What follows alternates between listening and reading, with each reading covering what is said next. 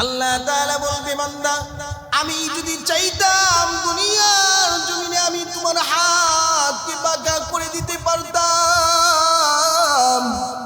আমি যদি চাইতাম তোমার চোখকে বন্ধ করে দিতে পারতাম, কিন্তু আমি তোমার চোখকে বন্ধ করে দেই নাই। আমি তোমার চোখকে বন্ধ করে দেই নাই, তোমার হাতকে বাঁকা করে দেই নাই, তোমার পাওকে বাঁকা করে দেই নাই। আমি আল্লাহ তাআলা রহমান। এই জন্যই তো আল্লাহ কোরআনে কারিমে বলেন, আর-রহমানু আল্লামাল কুরআন। আল্লাহ তাআলা রব্বুল আলামিন বলে, আর-রহমান আল্লামাল কুরআন খালাকাল ইনসানা আল্লামাহুল বায়ান। আমি আল্লাহ তাআলা রহমান দেখা তোমার হাতটা বাঁকা করে দেই নাই। আমি আল্লাহ গফফার দেখে তোমার চোখটা বন্ধ করে দেই নাই। বান্দা তুমি তাকাইয়া দেখো, দুনিয়ার জমিনে তোমার পাশের বাড়ি তোমার একজন বন্ধুর দিকে তাকাইয়া দেখো। বান্দা তোমার বন্ধুর দুটা চোখ ছিল, আমি আল্লাহ তাআলা দুটা চোখ বন্ধ করে দিয়েছি। বান্দা তুমি তাকায় দেখো, তোমার বন্ধুর দুইটা হাত ছিল, আমি হাতগুলা বাঁকায় দিয়েছি, আমি হাতগুলা বাঁকা করে দিয়েছি। তোমার বন্ধুর দুইটা পাও ছিল, আমি আল্লাহ তাআলা পাওগুলা বাঁকায় দিয়েছি। আমি আল্লাহ তাআলা যদি চাইতাম তোমার হাত বাঁকা করে দিতে পারতাম, তোমার পাও বাঁকা করে দিতে পারতাম। এই জন্য মেরে মুহতারাম ভাইও আল্লাহ তাআলা রব্বুল আলামিন বলে, বান্দা যদি দুনিয়ার জমিনে দুইটি কাজ করতে পারো, ইয়া আইয়ুহাল্লাযীনা আমানু ওয়া আমিলুস সালিহাত। আল্লাহ বান্দাকে বলে, বান্দা যদি দুইটা কাজ দুনিয়ার জমিনে করতে পারো, তাহলে মনে রাখবা আমি আমার তৈরি জান্নাত, কোন সাধারণ জান্নাত তোমাকে আমি দেব না, আমি জান্নাতুল ফেরদাউস তোমাকে আমি দান করব। বলেন না সুবহানাল্লাহ? আরো জোরে বলেন সুবহানাল্লাহ। একটু মহব্বতের সাথে একটু বলেন না সুবহানাল্লাহ। আল্লাহ তাআলা রব্বুল আলামিন বলে, বান্দা আল্লাহ বলেন, বান্দা দুনিয়ার জমিনে কত না ফরমানির কাজ করলা, আমার সাথে কত বেঈমানি করলা, আমার সাথে কত গাদ্দারি করলা। বান্দা সব কিছু বাদ দিয়া দুইটি কাজ বান্দা তুমি করো, আর এই দুইটি কাজ করার ফলে, এই দুইটি কাজের বিনিময়ে আমি আল্লাহ তাআলা কানাত লাকুম জান্নাতুল ফিরদাউসিল যুলা, আমি তোমাদেরকে জান্নাতুল ফিরদাউস দান করব। এত দামি জান্নাত আল্লাহ তাআলা রব্বুল আলামিন বলে, এক নম্বর হলো ইয়া আইয়ুহাল্লাযীনা আমানু ওয়া আমিলুস সালিহাত। এক নম্বর হলো তোমরা ঈমান আনবা, দুই নম্বর হলো তোমরা নেক আমল করবা, আর তিন নম্বর হলো নেক আমল করার পরে আমার দায়িত্ব হলো তোমাদেরকে আমি জান্নাতুল ফেরদাউস দান করব। ঠিক কিনা বলেন? আল্লাহ দুই কাজ করলে জান্নাতুল ফেরদাউস দান করুন। আল্লাহ তাআলা রব্বুল আলামিন বলে, ইয়া আইয়ুহাল্লাযীনা আমানু ওয়া আমিলুস সালিহাত কানাত লাহুম জান্নাতুল ফিরদাউসিল যুলা। আল্লাহ তাআলা রব্বুল আলামিন বলে, তোমরা আগে ঈমান আনো। আল্লাহ বলতেছে কি? তোমরা আগে ঈমান আনো, তারপরে তোমরা নেক কাজ করো, ভালো কাজ করো। যদি তোমরা ঈমান আনতে পারো, ঈমান আনার পরে যদি তোমরা ভালো কাজ করতে পারো, তাহলে আমি আল্লাহ তাআলা রব্বুল আলামিন কানাত লাহুম জান্নাতুল ফিরদাউসিল যুলা। আল্লাহ তাআলা রব্বুল আলামিন বলে, বান্দা আমি আল্লাহ তাআলা রব্বুল আলামিন আমার তৈরি জান্নাত, আমার তৈরি জান্নাত, জান্নাতুল ফেরদাউস তোমাদেরকে আমি দান করব।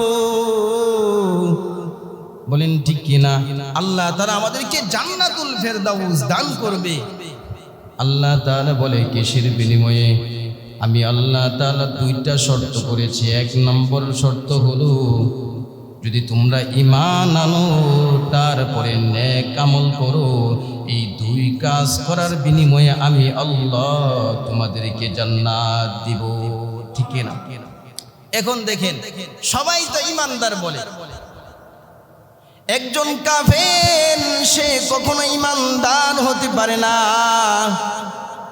যে ব্যক্তি কালিমা পড়ে কিন্তু আল্লাহর হুকুম 5 ওয়াক্ত নামাজ, আল্লাহর হুকুম 5 ওয়াক্ত নামাজ পড়ে না, বলে আমি ঈমানদার।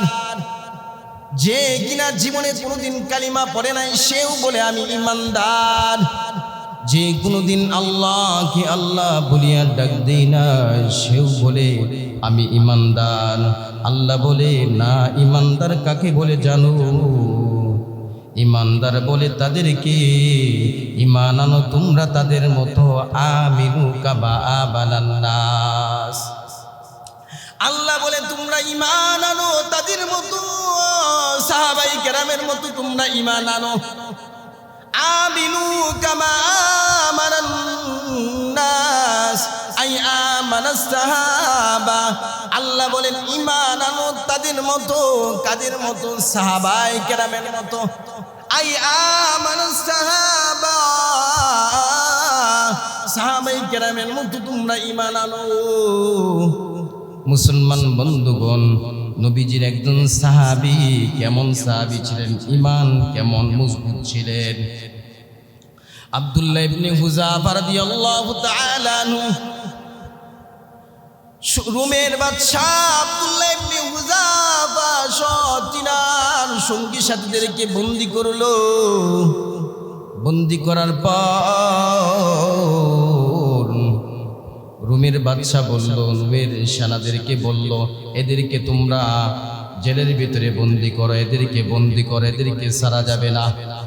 আব্দুল্লাহ ইবনে হুযাফা সহ যত সাথীগুলা ছিল সবগুলাকে বন্দী করেছে রোমের সেনারা। বন্দী করার পরে 1 দিন 2 দিন 3 দিন পরে বলতেছে, যাও যতগুলো সাথী তোমরা বন্দী করেছো সবগুলাকে আমার কাছে নিয়ে আসো। মুসলমান বন্ধুগণ, আব্দুল্লাহ ইবনে হুযাফা রাদিয়াল্লাহু তাআলা আনহু সহ সমস্ত সাহাবায়ে কেরামকে একসাথে করলো। সাহাবায়ে কেরামকে একসাথে করার পর জিজ্ঞাসা করলো, আচ্ছা তোমাদের ভিতরে লিডার কে? সাহাবায়ে কেরামের ভিতরে আব্দুল্লাহ ইবনে হুযাফা দাঁড়াইলেন, আমি হলাম তাদের লিডার। বলেন ঠিক কিনা? বলতেছে, আচ্ছা তোমাকে দেখতে শুনলে কত সুন্দর দেখা যায়, তোমার চেহারা কত সুন্দর, তোমার বডি ফিটনেস কত সুন্দর, তুমি কত উঁচা লম্বা, বডি শরীর, তোমার স্বাস্থ্য চেহারা সব কিছু ঠিক আছে, তোমার স্বাস্থ্য ঠিক আছে, উঁচা লম্বা সবকিছু ঠিক আছে, তোমার চেহারাও সুন্দর। রোমের বাদশা বলল, আব্দুল্লাহ ইবনে হুযাফা তুমি এমন কাজ করলা, এমন একটা দলের সাথে সম্পর্ক রাখলা, তুমি এমন একজন ভালো মানুষ হইয়া এই দলের সাথে কেমন করে তুমি সম্পর্ক রাখলা? আব্দুল্লাহ ইবনে হুযাফাকে ডাক দিয়া বলে, রোমের বাদশা ডাক দিয়া বলে, আব্দুল্লাহ ইবনে হুযাফা রে, তুমি যদি আমার কথা মানো তাহলে আমি তোমার সাথে সম্পর্ক করতে চাই। বলেন ঠিক কিনা? বলে আব্দুল্লাহ ইবনে হুযাফা যদি তিনার কথা মানে তাহলে তিনার সাথে কি রাখবে? সম্পর্ক রাখবে। মেরে মুহতারাম ভাই, আব্দুল্লাহ ইবনে হুযাফা রাদিয়াল্লাহু তাআলা আনহু বলেন, আচ্ছা কি বলতে চাও বলো। রোমের বাদশা বলে, আব্দুল্লাহ ইবনে হুযাফা রে, তোমার মাঝে আমার মাঝে একটা পার্থক্য আছে, একটা দেওয়াল আছে, একটা বেড়া আছে। যদি এই পার্থক্যটা যদি ভেঙে দাও আমি তোমার সাথে সম্পর্ক করতে চাই। যদি এই যে আমার মাঝে তোমার মাঝে যে একটা বেড়া আছে এটা যদি ভেঙে দাও তাহলে আমি তোমার সাথে সম্পর্ক করব। আব্দুল্লাহ ইবনে হুযাফা রাদিয়াল্লাহু তাআলা আনহু জিজ্ঞাসা করলেন, ও রোমের বাদশা কি বলতে চাচ্ছ বলো। ও রোমের বাদশা কি বলতে চাচ্ছ বলো। রোমের বাদশা বলে, দেখো আমি হলাম, তুমি হলাম মুসলমান, আমি মুসলমান না, পার্থক্য এটাই। যদি আমি মুসলমান না তুমি মুসলমান, তুমি যদি আমাকে অনুসরণ করো, তার মানে আব্দুল্লাহ ইবনে হুযাফাকে বলতেছে তুমি যদি নবীজির কালিমা মুহাম্মদের কালিমা বাদ দিতে পারো আর আমার কথা মানতে পারো, তাহলে আমি তোমার সাথে সম্পর্ক করব। শুধু তাই নয়, আব্দুল্লাহ ইবনে হুযাফাকে বলে আব্দুল্লাহ ইবনে হুযাফা, শুধু তাই নয়, আরো শর্ত আছে। যদি তুমি আমার কথা মেনে নাও, তোমার সাথীদেরকে, এক নাম্বার তোমার সাথীদেরকে আমি ছেড়ে দিব। আব্দুল্লাহ ইবনে হুযাফাকে বলে তুমি যদি আমার কথা মেনে নাও, তোমার সাথীদেরকে আমি ছেড়ে দিব।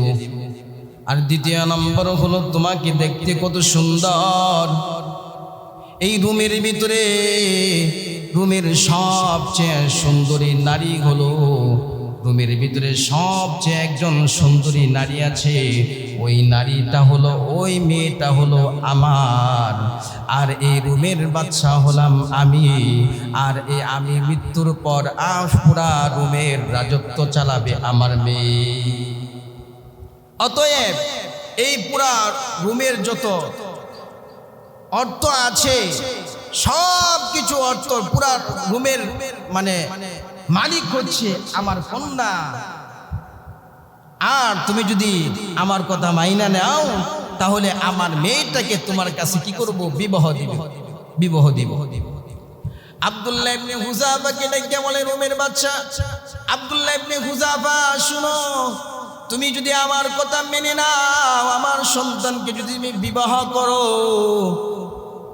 এই রুমের যত রাজত্ব আছে অর্ধেক রাজত্ব আমি তোমাকে লিখে দিব, তারপরেও তুমি আমার কথা মেনে নাও। আব্দুল্লাহ ইবনে হুযাফা রাদিয়াল্লাহু তাআলা আনহু বলেন, আব্দুল্লাহ ইবনে হুযাফা রাদিয়াল্লাহু তাআলা আনহু ডাক দিয়ে বলেন, ও রুমের কুত্তা, কুকুর, তুই আমাকে সম্পদের লোভ দেখাইয়া আমার ঈমান কিনতে চাস, তোর সুন্দরী মেয়েকে আমার সাথে বিবাহ দিয়ে তুই আমার ঈমান কিনতে চাস। ও রুমের কুত্তা, মুসলমান বন্ধুগণ, বর্তমান জামানায় ক্ষমতার ভিতরে কি আছে? বিএনপি আছে।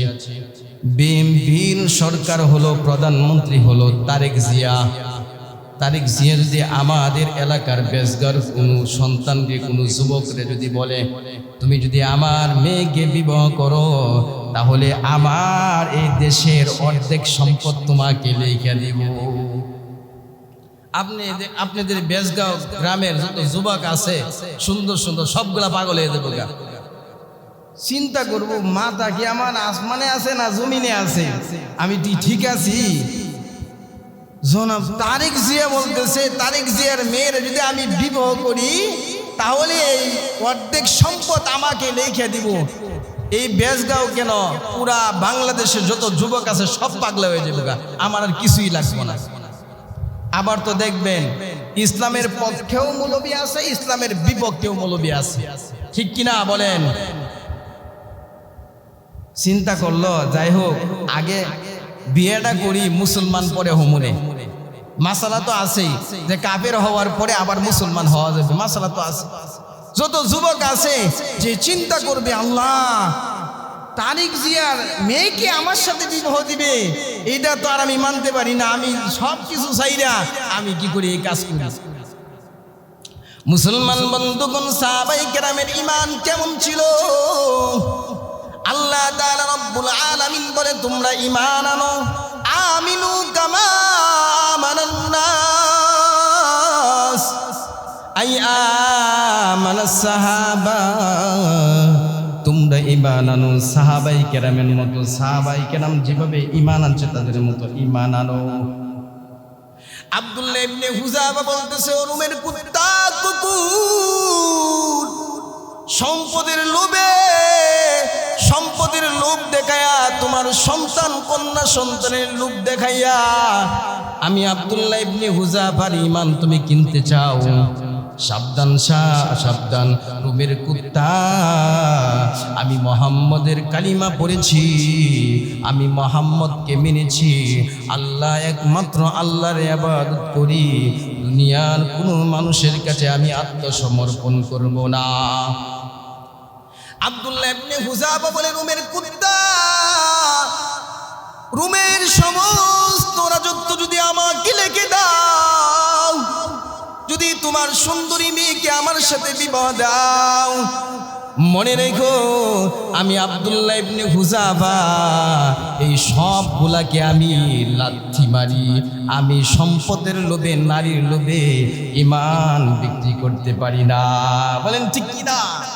সাহাবায়ে কেরামের ঈমান এরকম ছিল, ঠিক কিনা বলেন? কত ঈমান তাদের ছিল। মুসলমান বন্ধুগণ, আব্দুল্লাহ ইবনে হুযাফাকে বলল, রুমের বাদশা বলল, সবগুলারে আবার জেলখানায় ঢুকাও, জেলখানায় ঢুকাইবা, একটারেও খাবার দিবা না, পানি দিবা না। কিন্তু দেখো ও সেনার দল রুমের সেনাদেরকে বলতেছে, আব্দুল্লাহ ইবনে হুযাফাকে এই যুবকটারে এমন জায়গায় রাখবা, একা রাখবা, যেই জায়গার ভিতরে রাখবা তাকে পানিও দিবা না, খাবারও দিবা না। আব্দুল্লাহ ইবনে হুযাফা রাদিয়াল্লাহু তাআলা আনহুকে একদিন নয়, 2 দিন নয়, 7 দিন পর্যন্ত কোনো পানি পান করতে দেন নাই। আব্দুল্লাহ ইবনে হুযাফাকে খাবার দেন নাই, ক্ষুধার্ত অবস্থায় এত কষ্ট দিয়েছে আব্দুল্লাহ ইবনে হুযাফাকে। তারপরেও সাহাবায়ে কেরাম ঈমান ছাড়ে নাই। সাহাবায়ে কেরামের ঈমান এত মজবুত ছিল, এত পাকা ছিল, জান চলে যাবে কিন্তু সাহাবায়ে কেরাম কখনো ঈমান ছাড়বে না। জান দিতে পারি কিন্তু এই রুমের কুত্তা ঈমান ছাড়তে পারি না। কত পাওয়ার ছিল। আব্দুল্লাহ ইবনে হুযাফাকে বন্দী করলো, 7 দিন চলে গেল, কোনো পানি দেন না, কোনো খাবার দেন না। 7 দিন পরে একজন সুন্দরী রূপসী নারীকে পাঠাইছে, যেই নারী অনেক মানুষকে, অনেক পুরুষকে কি দিছে, সুখ দিছে, অনেক পুরুষকে আনন্দ দিয়েছে। এরকম একটা সুন্দরী নারীকে কি করলো, জেলখানায় পাঠাইছে একা। দেব কি অর্ধ উলঙ্গ হয়ে সে কি করতেছে, নাচতেছে দুলতেছে, নাচতেছে দুলতেছে। এত পরিমাণ চেষ্টা করলো যেন আব্দুল্লাহ ইবনে হুযাফাকে পাগল বানাইতে পারে। আচ্ছা বলুন তো দেখি, আমাদের বেজগাঁও গ্রামের যদি কোনো যুবকরা যদি অথবা আমাদেরকে যদি দেয়, আরে কি ঈমান, যে ঈমান কচু পাতার পানি যেরকম টলমল করে, আমাদের ঈমানও যেরকম টলমল করে। একদিক দিয়ে ভালো কথা শুনি, আরেক দিক দিয়ে কি করি, খারাপ কথা শুনি। একদিক দিয়ে শুনতেছে, আরেক দিক দিয়ে বের করে দিতেছে। তা আব্দুল্লাহ ইবনে হুযাফার কাছে একজন রূপসী নারী পাঠাইলো, যে অনেক পুরুষকে আরাম দিয়েছে, অনেক পুরুষকে তৃপ্তি দিয়েছে। তার কাছে পাঠাইছে যেই মানুষটা 7 দিন ধরে কোনো খাবার খান না, খাবার দেন নাই, সেই কাফেরের দল, শয়তানের দল। রুমের বাদশাহ 7 দিন পর্যন্ত পানি দেন নাই, খাবার দেন নাই। এখন পাঠাইছে, সে নাচতেছে দুলতেছে, কিন্তু আব্দুল্লাহ ইবনে হুযাফা বিন্দু পরিমাণ তার দিকে তাকাই না, আল্লাহ তাআলার জিকির করতেছে। এই জন্যই তো মেনে মুহতারাম ভাইও, যারা আল্লাহর জিকির করে এদেরকে আল্লাহ দামি বানায় দেয়। মেনে মুহতারাম ভাইও, আব্দুল্লাহ ইবনে হুযাফা রাদিয়াল্লাহু তাআলা আনহুকে এই নারী যখন তার কাছে গেছে, যাওয়ার পরে নারী ফিরে এসে বলল, ও রুমের বাদশা, আপনি কার কাছে পাঠাইছেন? এটা যুবক কিনা, এটা পুরুষ কিনা আমার সন্দেহ আছে। মানে যেই রূপসী নারীকে পাঠাইছে আব্দুল্লাহ ইবনে হুযাফার কাছে, তাকে শান্তি দিবে, আরাম দিবে, সে বলতেছে যেই পুরুষের কাছে পাঠাইছেন আমার তো মনে হয় না পুরুষ, মনে হয় না। ঈমান কেমন মজবুত ছিল তাদের সাহাবায়ে কেরামের। এত পরিমাণ সাহাবায়ে কেরামকে কষ্ট দিয়েছে, তারপরেও তারা কখনো কি করে নাই, বাতিলের সামনে তারা মাথা নত করে নাই। এত কষ্ট দিয়েছে। এই জন্য মানে মুহতারাম ভাইও, আল্লাহ তাআলা রব্বুল আলামিন বলে, আমি জান্নাত বানাইছি তোমাদের জন্য। আমি কি করেছি? জান্নাত তোমাদেরকে বানাইছি, আবার জাহান্নাম বানাইছি তোমার জন্য। তুমি যদি ভালো কাজ করে তাহলে আমার তৈরি জান্নাত তুমি পাইবা, যদি খারাপ কাজ করো তাহলে আমার তৈরি জাহান্নাম তুমি পাইবা, ঠিক কিনা? এই জন্যই মেরে মুহতারাম ভাইও আল্লাহ তাআলা রব্বুল আলামিন বান্দাকে ডাকবে, বান্দা বান্দা মসজিদের মিনার থেকে আজান হয়েছে। আসরের ময়দানে বান্দাকে জিজ্ঞাসা করবে, বান্দা তুমি কি মসজিদের মিনার থেকে আজান শুনছো কিনা? আজানের বাক্যগুলো বলবে আর বলবে তুমি কি আজান শুনছো কিনা? ওই বান্দা ডাক দিয়ে বলবে, আল্লাহ আল্লাহ এই বাক্যগুলো শুনি নাই, এই বাক্যগুলো শুনি নাই। আল্লাহ তাআলা ফেরেশতাকে ডাক দিয়া বলবে, ফেরেশতা রে আমার বান্দা কি এই বাক্যগুলো শুনে নাই? আল্লাহ তাআলা রব্বুল আলামিন বলবে, ফেরেশতা বলো আমার বান্দা কি এই বাক্যগুলো শুনছে কিনা? ফেরেশতা বলবে, আল্লাহ তোমার বান্দা এই বাক্যগুলো শুনেছে, কিন্তু তোমার বান্দা মিথ্যা বলতেছি, তোমার বান্দা মিথ্যা বলতেছি। আল্লাহ বলবো, বান্দা দুনিয়ার জমিনে তুমি কি এই বাক্যগুলো শোনো নাই? মসজিদের মিনার থেকে আজান দিয়েছে মুয়াজ্জিন সাহেব, তুমি কি শোনো নাই? এই ডাকগুলা মসজিদের মিনার থেকে মুয়াজ্জিন সাহেব দেন নাই, এই ডাকগুলা দিয়েছি আমি আল্লাহ। বলেন ঠিক কিনা? আল্লাহ তাআলা বলবে, ও বান্দা আমি তোমাকে যেই জবান দিয়েছি, আল্লাহ তাআলা বলবে জবান বন্ধ করিয়া দিলাম। আল্লাহ বলবে এখন তুমি জবাব দাও, হাতকে বলবে তুমি জবাব দাও, আমার এই বান্দা কি মসজিদের মিনার থেকে আজান শুনছে কিনা? হাত বলবে, আল্লাহ তোমার বান্দা মসজিদের সামনে দিয়া হেঁটে হেঁটে গেছে, তোমার বান্দা মসজিদের সামনে আজান শুনতেছে, আজান শুনতে শুনতে তোমার বান্দা মসজিদের সামনে দিয়া হাইটে হেঁটে গেছে, কিন্তু তোমার বান্দা আজান শোনার পরেও মসজিদে আসে নাই। আল্লাহ তাআলা রব্বুল আলামিন বলবেন, হ্যাঁ তুমি সাক্ষী দাও মসজিদের মিনার থেকে আজান হয়েছে, আমার বান্দা আজান শুনছে কিনা? বলবো, আল্লাহ তোমার বান্দা মসজিদের আজান শুনেছি, শোনার পরেও মসজিদের সামনে দিয়ে হেঁটে হেঁটে গেছে, কিন্তু নামাজ পড়ে নাই। আল্লাহ তাআলা রব্বুল আলামিন বলবে, বান্দা দুনিয়ার জমিনে আমি আল্লাহ তোমাকে কত মহব্বত করলাম। আল্লাহ বলবে, বান্দারে দুনিয়ার জমিনে তুমি হাত দিয়া গুনাহ করেছো, চোখ দিয়া তুমি গুনাহ করেছো। আল্লাহ তাআলা বলবে, কান দিয়ে তুমি গুনাহ করেছো, পাও দিয়ে তুমি হেঁটে হেঁটে গুনাহ করেছো।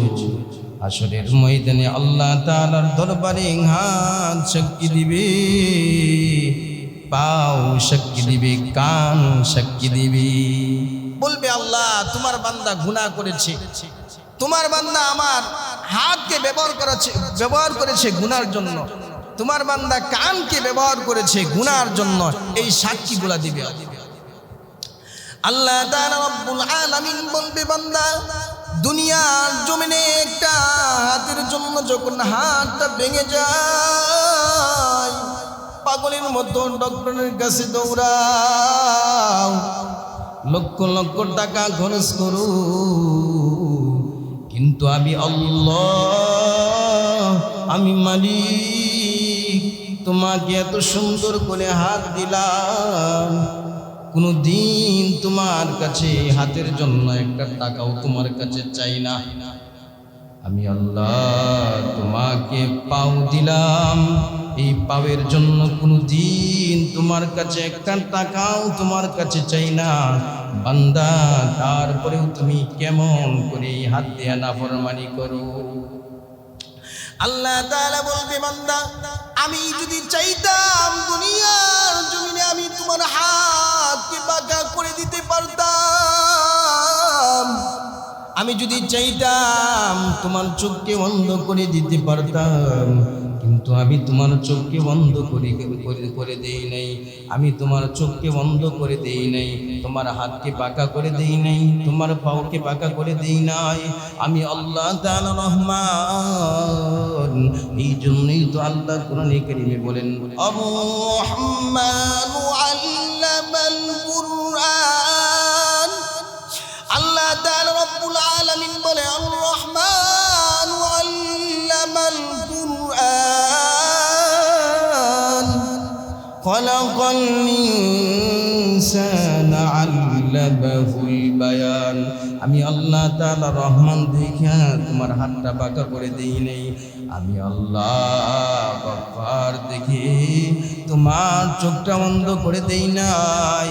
বান্দা তুমি তাকাইয়া দেখো, দুনিয়ার জমিনে তোমার পাশের বাড়ি তোমার একজন বন্ধুর দিকে তাকাইয়া দেখো। বান্দা তোমার বন্ধুর দুটা চোখ ছিল, আমি আল্লাহ তাআলা দুটা চোখ বন্ধ করে দিয়েছি। বান্দা তুমি তাকায় দেখো, তোমার বন্ধুর দুইটা হাত ছিল, আমি হাতগুলা পাকায় দিয়েছি, আমি হাতগুলা পাকা করে দিয়েছি। তোমার বন্ধুর দুইটা পাও ছিল, আমি আল্লাহ তাআলা পাওগুলা পাকায় দিয়েছি। আমি আল্লাহ তাআলা যদি চাইতাম তোমার হাত বাঁকা করে দিতে পারতাম, তোমার পাও বাঁকা করে দিতে পারতাম। এই জন্য মেরে মুহতারাম ভাইও আল্লাহ তাআলা রব্বুল আলামিন বলে, বান্দা যদি দুনিয়ার জমিনে দুইটি কাজ করতে পারো, ইয়া আইয়ুহাল্লাযীনা আমানু ওয়া আমিলুস সালিহাত।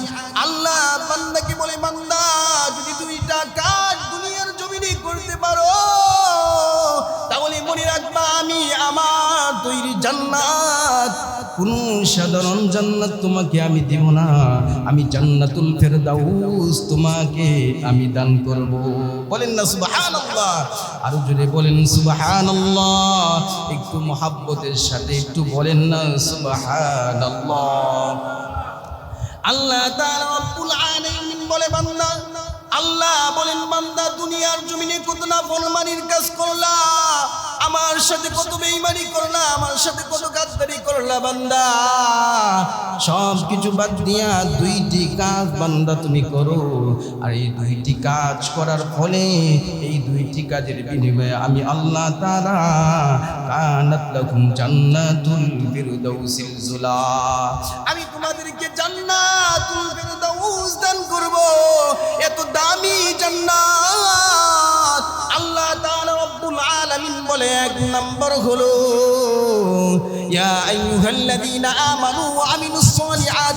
এক নম্বর হলো তোমরা ঈমান আনবা, দুই নম্বর হলো তোমরা নেক আমল করবা, আর তিন নম্বর হলো নেক আমল করার পরে আমার দায়িত্ব হলো তোমাদেরকে আমি জান্নাতুল ফেরদাউস দান করব। ঠিক কিনা বলেন? আল্লাহ দুই কাজ করলে জান্নাতুল ফেরদাউস দান করবেন। এই জন্য মেরে মুহতারাম ভাইও, কত মানুষ আছে অসুস্থ, আল্লাহর কাছে বলে আল্লাহ আমি তো অসুস্থ। এই জন্যই তা আল্লাহ তাআলা রব্বুল আলামিন বলে, বান্দা তাহাজ্জুদের নামাজ পড়ে যদি তুমি আমি রবের কাছে মাফ চাও, ক্ষমা চাও, তাহাজ্জুদের সময় উঠিয়ে যদি বান্দা বলে আল্লাহ আমার তো ক্যান্সার হয়ে গেছে, আল্লাহ আমার তো কিডনি ড্যামেজ হয়ে গেছে, আল্লাহ তাআলা রব্বুল আলামিন ফেরেশতাকে ডাক দিয়া বলে, ফেরেশতা ফেরেশতা কেন তুমি বললা, কেন তুমি আমাকে বলেছিলা, আল্লাহ কেন তুমি বনি আদমকে তুমি সৃষ্টি করতেছো, আল্লাহ দুনিয়ার জমিনে তোমার বনি আদম সৃষ্টি করার কি দরকারটা, মালিক আমরা লক্ষ লক্ষ কোটি কোটি ফেরেশতা আছে আপনার ইবাদত বন্দেগী করতেছি, আপনার ইবাদত বন্দেগী করতেছি, আল্লাহ দুনিয়ার জমিনে মানুষকে পাঠানোর দরকার নাই। মানুষকে দুনিয়ার জমিনে পাঠাইবা, মানুষ দুনিয়ার জমিনে মারামারি কাটাকাটি করবে, অতএব মানুষকে দুনিয়ার জমিনে পাঠানোর দরকার নাই। আল্লাহ তাআলা রব্বুল আলামিন ফেরেশতাকে ডাক দিয়া বলে, ফেরেশতা দেখো আমার বান্দা শেষ রাত্রে উঠিয়া সুন্দর করে ওযু বানাইয়া, আমার বান্দা সুন্দর করে ওযু বানাইয়া তাহাজ্জুদের নামাজে দাঁড়ায় গেছে। তাহাজ্জুদ নামাজ আদায় করে আমার বান্দা যাই নামাজে বসিয়া বলতেছে, মালিক আমি তো বড় গুনাহগার, আমি তো বড় পাপিষ্ঠ, আমার মতো দুনিয়ার জমিনে গুনাহগার কেউ নাই। মালিক দুনিয়ার জমিনে আমি তো সবচেয়ে বড় অপরাধী, আমি তো দুনিয়ার জমিনে সবচেয়ে বড় গুনাহগার, আমার মতো গুনাহগার দুনিয়ার জমিনে কেউ নাই, মালিক কেউ নাই। তাহাজ্জুদের নামাজ আদায় করে যেই নামাজে বসিয়া যদি এই দোয়াগুলো করেন, আল্লাহ আমি তো বড় নাফরমান, আমি তোমার কাছে মাফ চাই, আমার জীবনের গুনাহগুলো তুমি মাফ করিয়া দাও।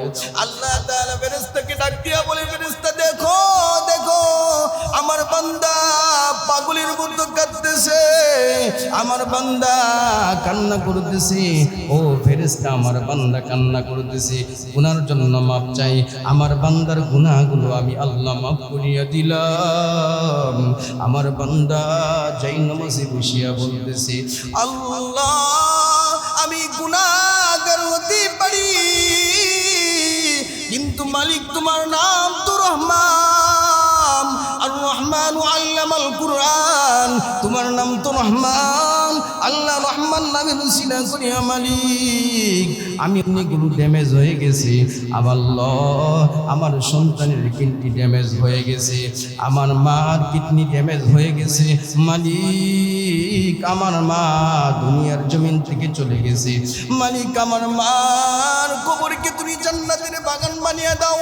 আল্লাহ ফেরেশতাকে বলে, ফেরেশতা দেখো দেখো আমার বান্দা রাতের বেলা তাহাজ্জুদের সময় কান্নাকাটি করতেছে, আমার বান্দা মাপ চাইতেছে, আমার বান্দার গুনাহ মাফ করে দিলাম, এক নম্বর।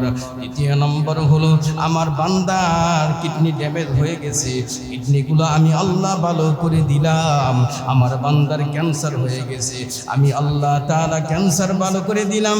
দুনিয়ার ডক্টরের কাছে যাবে, ডক্টর বলবে আপনার তো ক্যান্সার ছিল, আপনার ক্যান্সার ভালো হয়ে গেছে, আপনার তো কিডনির সমস্যা ছিল, এখন তো কিডনির সমস্যা দূর হয়ে গেছে। কিন্তু কে ভালো করছে বলেন? ভালো করছে কে? আল্লাহ। এই জন্য সবসময় আমরা কার কাছে যাব? আল্লাহর কাছে চাইবো। আল্লাহ তাআলা আমাদেরকে বেশি বেশি নেক আমল করার তৌফিক দান করুন। আল্লাহ তাআলা আমাদেরকে ঈমানের সাথে মৃত্যু দান করুন। সকলে বলেন আমিন। আল্লাহ তাআলা আমাদেরকে দুইটি আমল করার তৌফিক দান করুন। সকলে বলেন আমিন।